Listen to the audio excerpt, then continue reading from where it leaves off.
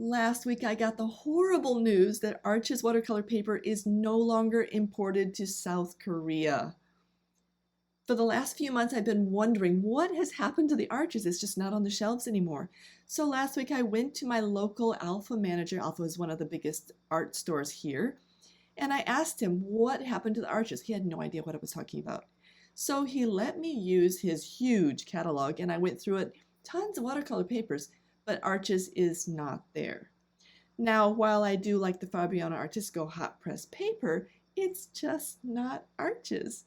So recently I have been exploring other papers, and if you watch my negative painting for trees and cats, you'll see me giving some little comments on some Fabriano acrylic paper. Now that is 400 gram and watercolor is 300 gram, so I was giving that a try. And I'll link that video above. For today, I'm going to be exploring a new watercolor paper, and this is the Bockingford. It is made in England.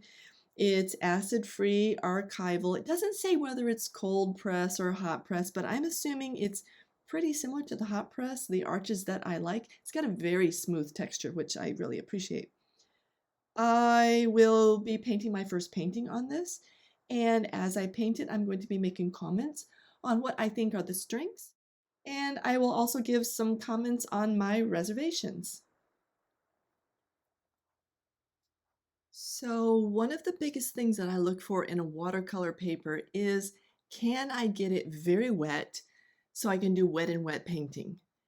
And here, this is one layer of putting some water down. Not a heavy layer, but there is plenty of water there. This is a second layer. And this is a third swipe. I'm putting a little bit more water, just a little bit. I'm trying to control the water. This is more of smoothing that water out that I already had there. And I'm thinking that the sheen there is pretty good. It's very even. And so now I can apply those colors. And by the way, I pre-mix those colors. When the surface is really wet, you don't want to let it dry in some areas because some areas aren't equally wet. You can just be guaranteed that, especially if you're using masking. So all of my colors have been pre-mixed, and I'm just going to apply them in certain swipes because I don't want everything to be pink or yellow. I'm trying to add a little bit of variety, and of course I want these colors to mix on the paper. I do have two blues.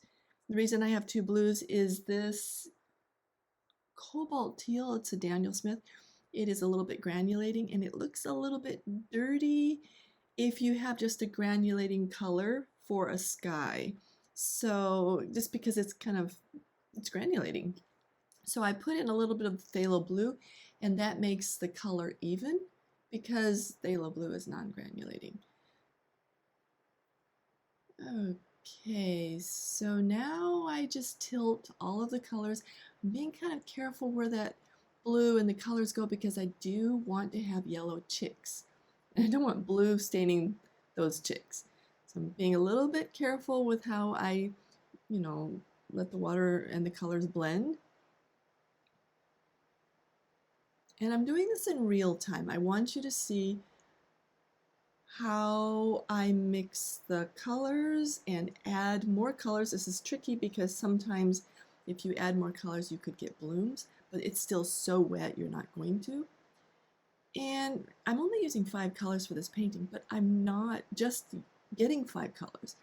It's how you mix your colors. And so the yellow and that azo green, which is, I think it's an M gram, they just make beautiful greens with the 2 different blues. And so that's why there's a lot of like green background there. Well, not a lot, but you can get hints of, like different colors of green. And another feature I highly value with watercolor paper is the ability to lift color out. When you put a lot of color in the wet and wet process, can you lift it out? With this paper, yes, very nice. Now, a lot of this depends on the color that you're using. All of these colors are very transparent, but one of them is staining, and that is the phthalo blue. But I'm not trying to lift out the staining one, I'm trying to lift out the others. And yes, I was able to lift out enough color so that I could paint the chicks yellow later, and the undercolor isn't going to affect them. So another feature that I'm looking at is the ability to paint wet on dry. Now, obviously, any kind of watercolor paper, you would assume you can paint wet on dry. So I'm just saying I can do it. And this is an example.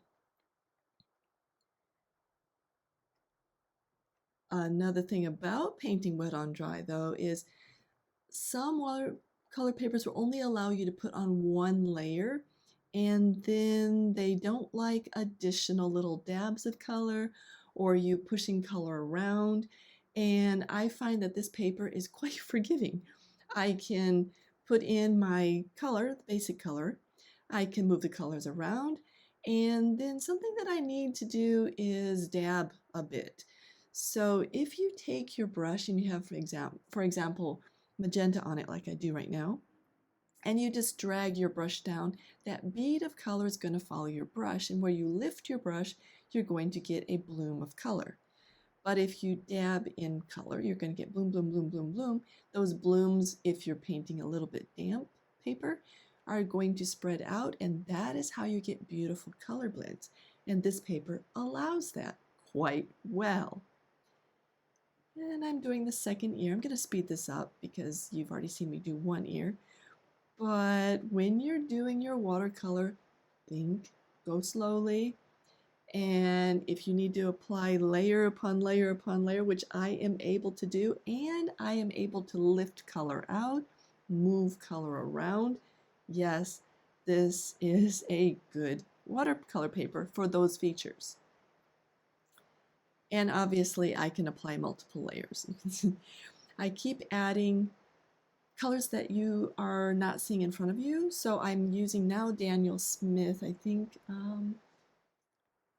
raw sienna, I think Quin sienna, and a little bit of Quin burnt scarlet at some point. And that was just to darken some of the corners of the eyes or add darker features without adding any kind of black. Another feature that I really like looking at is, can I lift back to white if I make some kind of mistake or color bleeds out of the lines that I'm wanting to paint? And so here I'm testing that. Again, I'm not trying to lift the phthalo blue. I'm trying to lift other colors. So I was able to dab with my very nice brush and just lightly touch the surface. And I did that 2 or 3 times. I dabbed it up with the kitchen towel. And yeah, I was able to recover the painting out of the lines or the color bleed. And guys, if you're enjoying this and would like more detailed instruction on colored palettes, color mixing, artist tips, or guided instruction while you paint, maybe you're interested in my Patreon couple paint. And you're probably wondering, what is couple paint? Well, couple paint is much like the paint and sip, except I don't talk about the sip. And 2 people are simultaneously painting together part of a picture or part of a story, but they're each painting on their own canvases. And right now you're looking at the Timmy and Tammy Cap couple paint, and this one is done in acrylic. So for just a few dollars every month, a couple, and this could be friends, family, neighbors, or those darling little honeys, can enjoy the couple paints in my library and the 2 new uploads that I give every month. And they're usually in acrylic, but sometimes they're in watercolor. And if you're interested in this kind of paint socializing, I will have the Patreon link below and you can go check it out. Okay, so now the paper is completely dry. I have painted a lot of the backgrounds and I want to take off the masking. But can I do this very easily? Is it going to be is it going to tear the paper? Is it going to smudge? Now, smudging has to do with a lot with you and how you take it off. So I am not scrubbing at all. I am dragging it only down, this little scrubber brush. I'm dragging it down towards me and firmly, but not super firmly. And this paper is extremely dry. Did the paper tear at all? No. Did the masking come up very easily? Yes, I had absolutely no problem.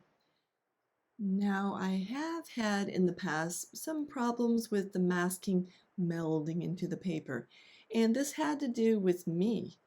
I was using the hairdryer and I was putting the hairdryer, the heat of it, too close to the masking, and the masking was kind of melding into the paper. And so when I tried to take it off, there was a little bit of paper tear, or just I couldn't get it off as smoothly as I would like.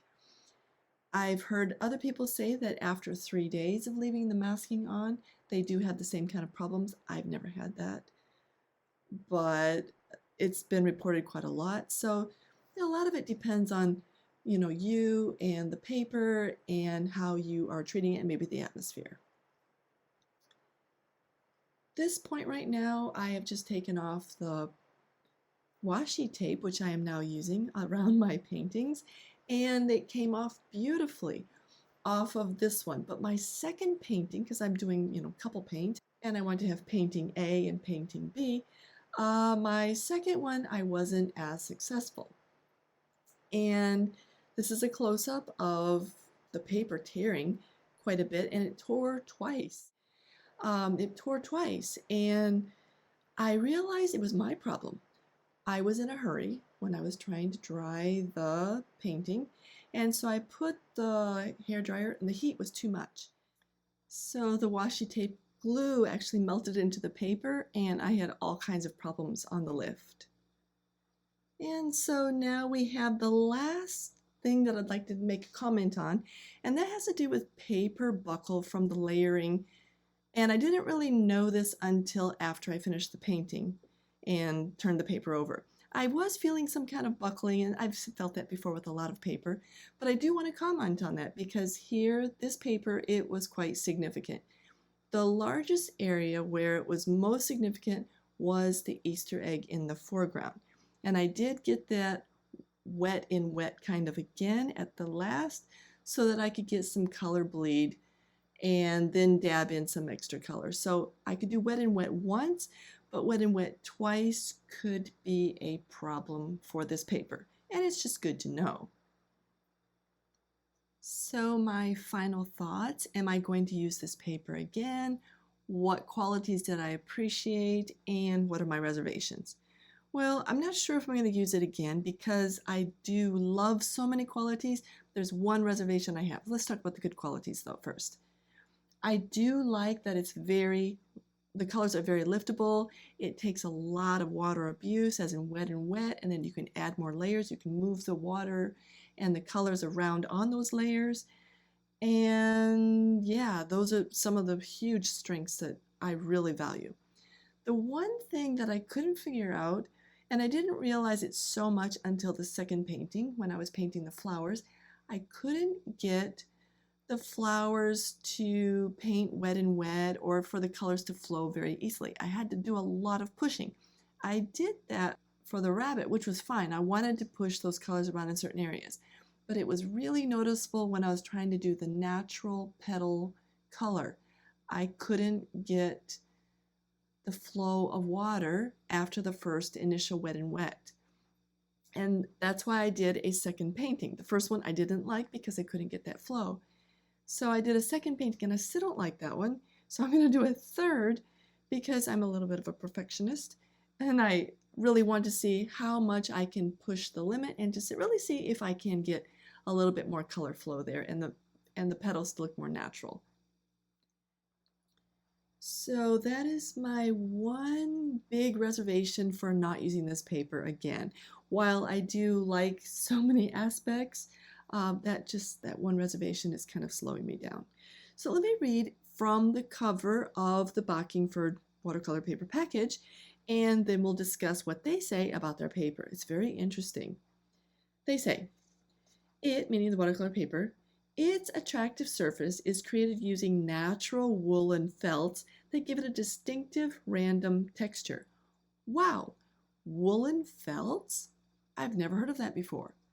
So we do know that the professionals and even many amateurs, they prefer using the cotton paper. Yes, it is more expensive, but yes, the colors flow beautifully and you get wet and wet. You just get transitions nicely. You just have so much more control. The cellulose-based paper is much cheaper. Cellulose is based off of wood. You just don't have the same layerability, same flow. You just can't do the same kind of detail work. It's cheaper, you get what you pay for. I've never heard about woolen felts. That's interesting. And that might be why I can't get that smooth transition of color that I'm looking for. Continuing, appreciated for its excellent color lifting abilities. I agree with that. This is an excellent forgiving watercolor paper. I totally agree with that. Valued by professional and amateur artists around the world. Now that may be true. So just FYI, if you're going to be looking in the Bockingford, it is a really quality paper, great liftability, just so many great aspects, but you just can't get the detail work that a true cotton paper, or yeah, I guess a cotton paper could give you. And so I really hope this information helped you, maybe to give you a better understanding of how to choose a watercolor paper.